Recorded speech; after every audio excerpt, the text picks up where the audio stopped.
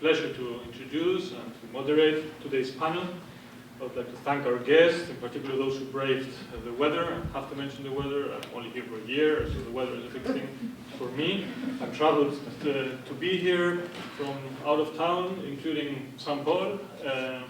Of course, I would also like to thank my colleagues from the University of Minnesota, and of course the partnering centers and institutions.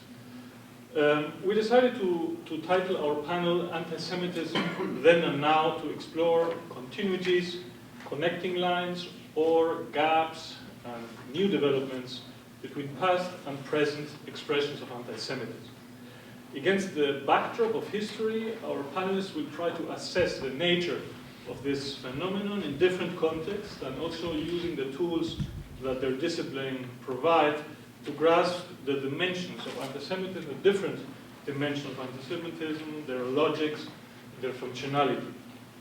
There is no shortage, as you all know, of controversies around this theme, starting with a discussion on what antisemitism actually is, particularly when those identified as anti-Semites reject having an anti-Semitic standpoint or motivation.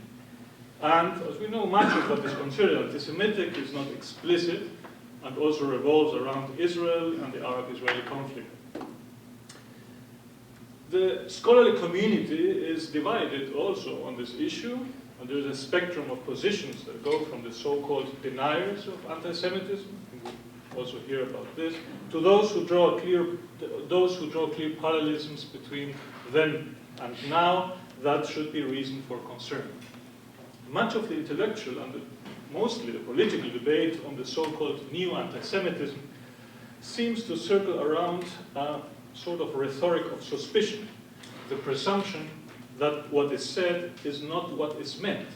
On the one hand, that the critique of Israel is only a pretext to articulate anti-Semitic feelings and ideas, consciously or unconsciously. On the other, that the accusation of anti-Semitism is a disguised tool that serves to block legitimate critique of Israel's policy towards the Palestinians.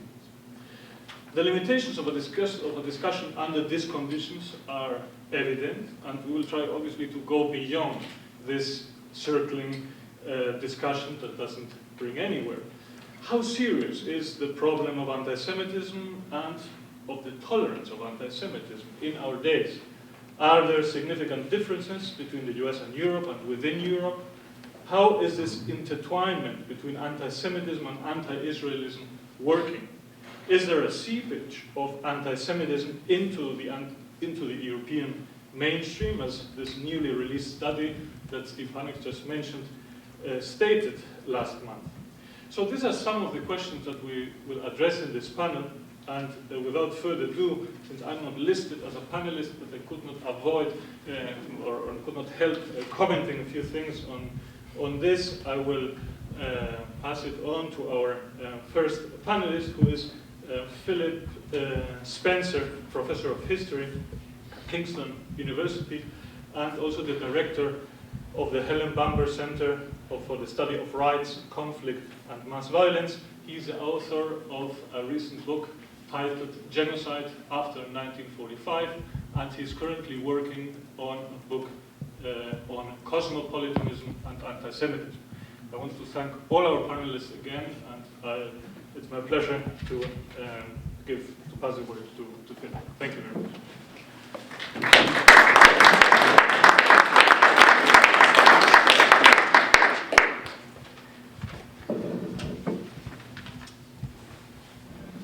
Well, thank you very much for that, those nice words, and thank you very much for inviting me. Thank you to Alejandro and to Klaus and Steve and to the different centres. It's very nice to be speaking to an audience of both academics and non-academics. It's something that I really enjoy doing and take very seriously, so I'm very appreciative about that. I want to start by making a distinction. I want to make a distinction between anti-Semitism and the Jewish question, and the reasons for doing that I hope will become clear as I go through. The way I think about anti-Semitism, both then and now, is it's not to do with what Jews are or do. It's rather to do with what anti-Semites think about Jews about what anti-Semites want to do to Jews and what anti-Semites carry out towards Jews. But I should say that not everybody agrees with this particular stance.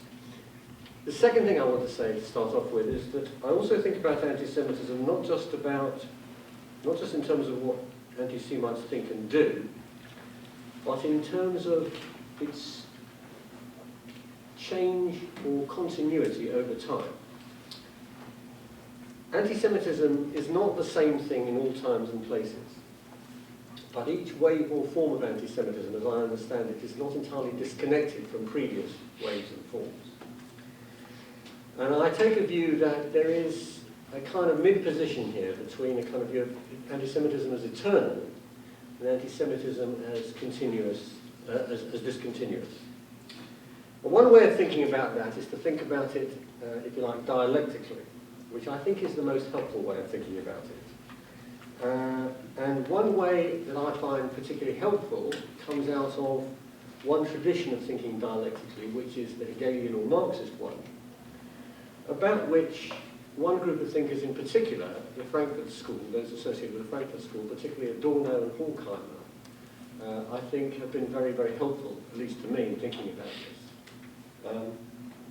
And what they did, particularly in a very famous piece of work which came out after the Holocaust, and it was triggered by rethinking anti-Semitism because of the Holocaust, was to try to identify different kinds of anti-Semitism over a long period of time, in their case going back to the origins of civilization, and to think about how each particular form of anti-Semitism then became integrated or subsumed in a subsequent form, where it became reconfigured and reworked in a new frame of reference.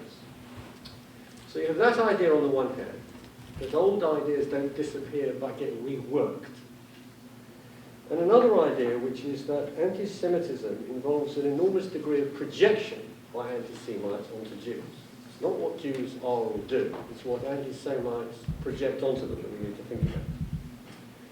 So what you have here in this approach is some notion of complexity and development on the one hand, and projection on the other. And that each new form of anti-Semitism didn't wholly dispense with old ideas, but integrated them, added to them, and re-articulated them in a new frame of reference. And that's my starting point, really. And I want to now think about anti-Semitism then using that way of thinking, to think about anti-Semitism in the post-Holocaust era.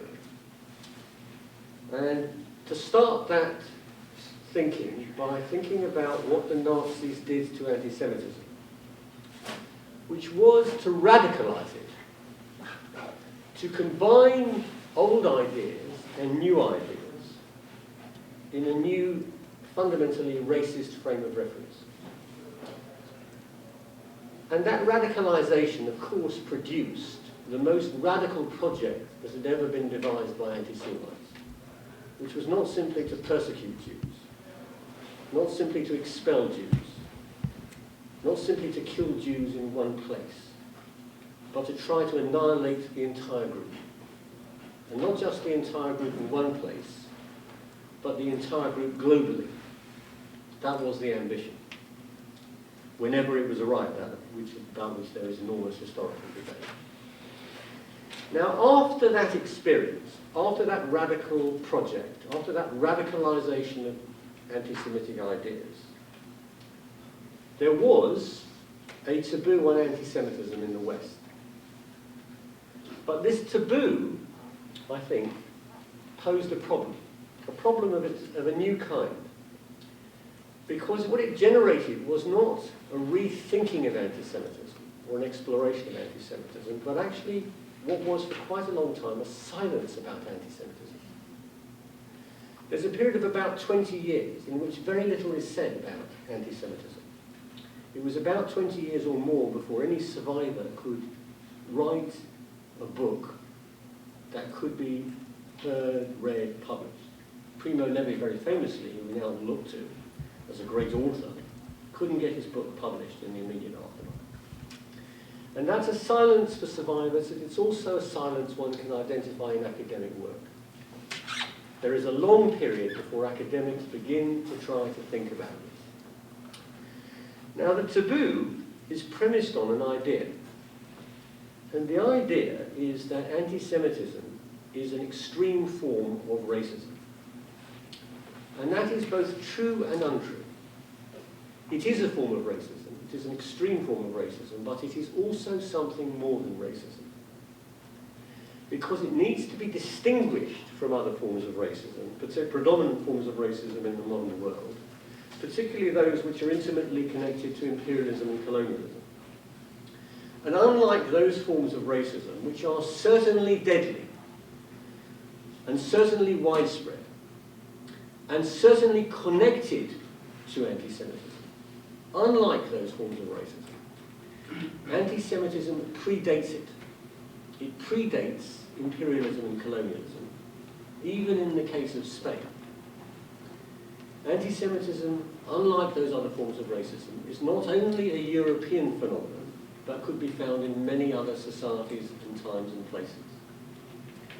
And anti-Semitism, unlike other forms of racism, is seen by anti-Semites as a global question. Because Jews are, for radical anti-Semites especially, a global problem. Hence the need to eliminate them completely, not just in one place. And unlike other forms of racism, Jews are seen not only as inferior and weak and exploitable, but also as all-powerful. Hence the idea of conspiracy theories, the explanation for all society's ills. Now, that's not to say there aren't very strong connections, because the new form of anti-Semitism that the Nazis radicalized is essentially racist. But it has these distinguishing features as well. And what I want to look at briefly is what problems arise if you think about modern anti-Semitism only in terms of a racist problematic. Because clearly, if it's only a form of racism, then it's easy to see that other forms of racism after the Second World War cry out for more attention, particularly if anti-Semitism has become a taboo. And particularly if struggles against racism are connected to much more visible struggles. And also, if it is only to do with racism, then it is easy to confine anti-Semitism now, post-Holocaust, to the far right, and to see it as an essentially marginal phenomenon, particularly as the far right extreme right had been defeated in and after the Second World War. Now, that doesn't mean, the fact that there was a taboo on anti-Semitism, of course, didn't mean that anti-Semitism completely disappeared. Most people who've studied it will tell you that you could identify anti-Semitism in four main areas. You could see it on the far right, which I just said is a negligible area, although not completely.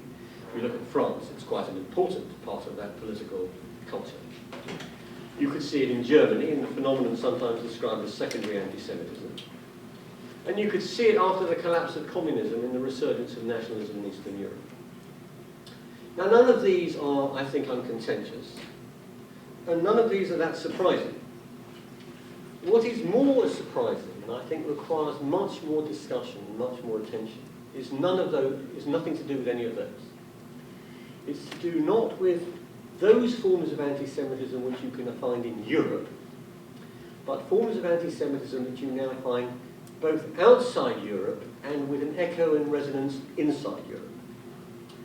Because it's clear to me, and we can discuss this I'm sure, that the major source of contemporary anti-Semitism is to be found amongst fundamentalist Islamists, not Muslims, fundamentalist Islamists, both in the Middle East and in Europe, but also a connection between that form of anti-Semitism and sections of liberal and left-wing opinion in the West, especially in Europe, who either downplay that form of anti-Semitism or collude with it in often quite sophisticated ways.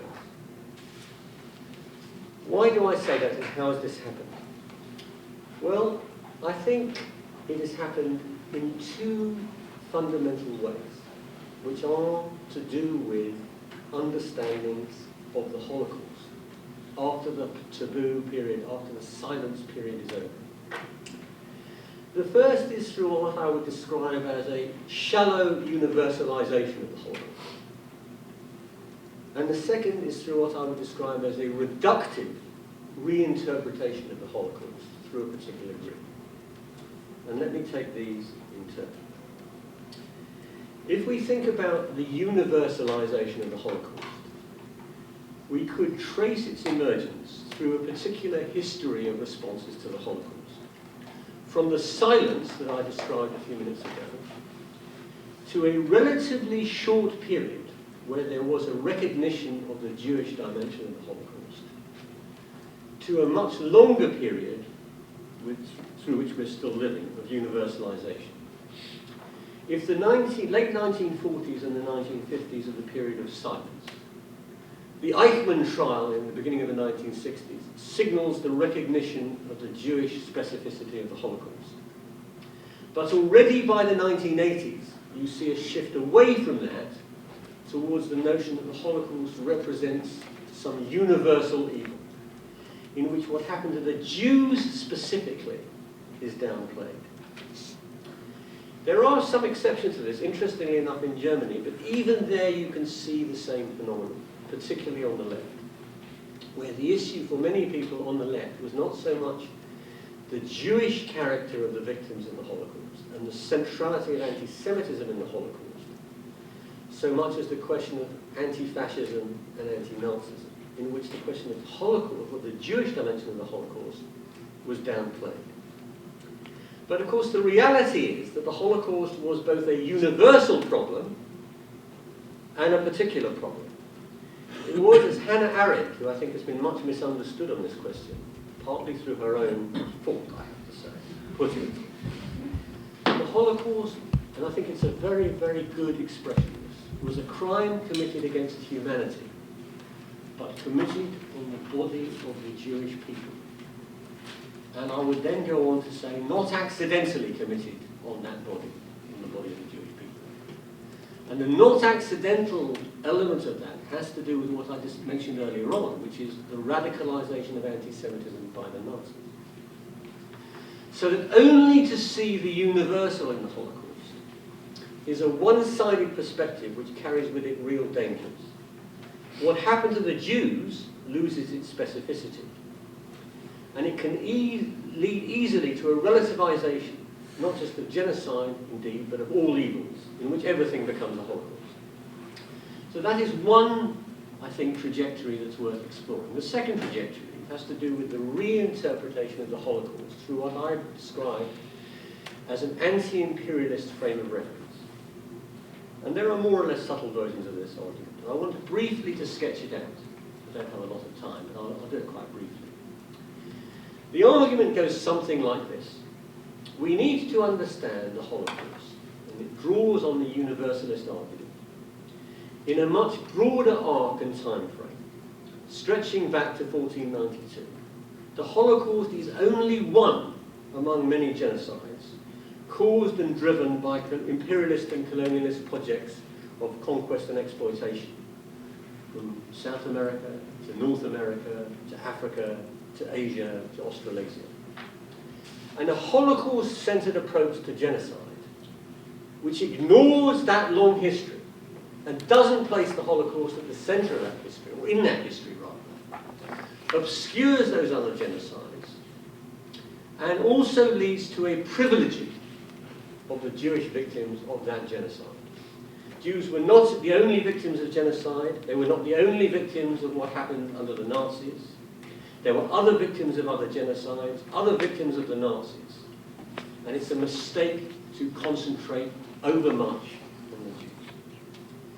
Now, this is not a stupid argument, any more than universalizing the Holocaust is. The danger comes with its one-sidedness, when it is overdone and oversimplified. And it seems to me that a fatally oversimplified version of this argument has become a common currency among many intellectuals in Europe and enabled the collusion and the pardoning of Islamist anti-Semitism by sections of the liberal left in Europe. So that what it generates are arguments like this, that the Israelis are the new Nazis, that what is happening to the Palestinians is a genocide just like the Holocaust. That the anti-Arab racism of the Israeli state is the same as the racism that accompanied colonialism and imperialism and the genocides that accompanied that. That Israel is backed by the West, who committed those original genocides, which Israel is now continuing. And that Jews refuse to see this because they want to hold on in some nefarious way to the primacy of their own suffering, which privileges their suffering at the expense of others.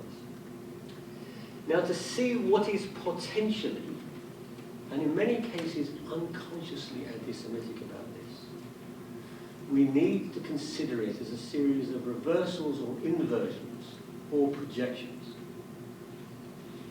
After all, if you think about all of those arguments, they turn reality upside down, which is a central characteristic of anti-Semitic thinking. Jews become blamed for what Islamists, I want to be clear about this, Islamists, not Muslims, radical fundamentalists, want to do to them, which of course is what the Nazis did. The essentially defensive project of Zionism originally, which is to establish a nation state as a place of protection for Jews in a world of nation states, becomes turned into a project of aggression and expansion. The racism that has been openly embraced by Islamists in a new religious frame of reference is projected onto Jews. Western support for Israel, scarcely unconditional in any case, is turned into Israeli control of the West. And all of this is justified by the racist ideology of the chosen people. Now, there are lots of reasons why this has happened. If I want to highlight one connection particularly here. None of this would be possible without the radicalization of anti-Semitism by the Nazis. This new form of anti-Semitism is, as always in the history of anti-Semitism, a combination of the old and the new, which builds upon an existing stock of ideas, adds new elements, and reworks them in a new frame of reference and a new historical context, which is a post-Holocaust one. The old ideas are there: Jews as killers of children, Jewish arrogance, Jewish selfishness and elitism, Jewish separatism, Jewish conspiracy. But it now appears not in an overtly racist framework, although that's there too, but in its apparent opposite, an anti-racist because anti-imperialist and anti-colonialist one. And it appears now in a new political context, not only or so much on the right as on sections of the left, and in a new geographical space, not in Europe primarily, although it echoes there, not in the West, but in the global South. Now, this raises a whole host of questions which I don't have time or space to explore here, but which we might touch upon in discussion. For example, how has it come about that apparently progressive political forces have come to collude with anti-Semitism? And what problems does this reveal about understandings, lack of understandings, of anti-Semitism then and now, or rather now and then? Secondly, assuming, and I do assume this, that this is not hypocrisy, what is the relationship between honestly held anti-racist commitments, which are valuable and important and progressive for what they are when they're right, and dangerous when they're misapplied? Thirdly, how does this particular re-articulation work? What mechanisms of transmission over space and time exist to make it possible? And lastly, the most important question for me is what can be done to combat this development? I said I don't have time to develop a fuller argument here, and I know I've come to the end of even the 20 minutes that I was given. But I would like to conclude with this observation, which takes me back to the start of this talk. Anti-Semitism is a complex matter. It has a long, still unfinished history. It has an astounding capacity to adapt and to take new forms that both add new elements and incorporate older ideas changing their weight and meaning, and we have to attend to those changes. But lastly, to conclude on a personal note, I have to say that it has been quite a salutary personal experience for me to think about this. If you'd asked me 20 years ago if I thought anti-Semitism in the West, in Europe, in the United Kingdom, would again be a significant political and ethical question, I would have said absolutely not. And in that sense, too, I was deceived by the post-war taboo, which shows just how wrong an academic can be. Whether that makes me wrong again about all of this, I leave to you.